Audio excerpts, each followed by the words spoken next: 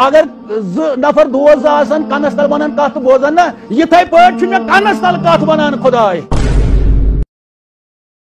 اللہ براہ راست ہم کلام نہیں ہوتا. قرآن کہہ رہا ہے کہ کسی بشر میں یہ مجال نہیں ہے کہ اللہ سے براہ راست ہم کلام ہو، الا یہ کہ اللہ وحی کرتے ہیں، یعنی دل میں القاء کر دیتے ہیں. اس کے الہام سے کوئی شرعی مسئلہ کبھی بھی ثابت نہیں ہو سکتا، کیونکہ الہام میں غلطی کا امکان ہوتا ہے. کنس تل کت ونان پنن رسول خدائے.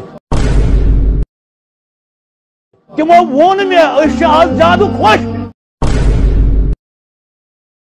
پٔزۍ پٲٹھۍ ہوو تھا ژےٚ آز یتھس زمانس منٛز خداے سٕنٛز کتھ تہٕ میٛٲنۍ کتھ پننٮ۪ن سیٚدٮ۪ن سادن چاڑٮ۪ن سامعیٖنن امہِ ذٔریعہٕ.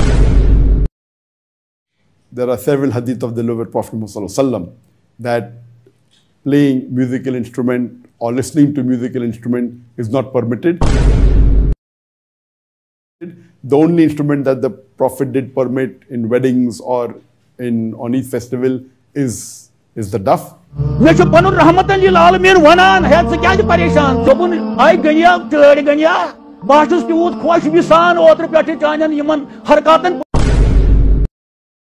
پٔزۍ پٲٹھۍ چھُکھا ژٕ امہِ قٕسمُک یِمن ہاوان یِمن میانٮ۪ن اُمتین.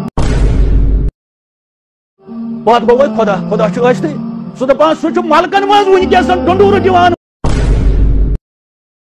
وٕچھو میٲنِس بندس کوٗتاہ سختی چھےٚ، کوٗتاہ عذاب چھُ خلقو کوٚرمُت، کم لیٚکہٕ چھِس خلق کران، کم تانہٕ زنہِ چھِس کران میٲنۍ آیات سمجھاونہٕ خٲطرٕ. لیکن ہم دیکھتے ہیں کہ شیطان عقائد میں وسوسے ڈالتا ہے. اس کا پہلا اٹیک عقائد پر ہوتا ہے.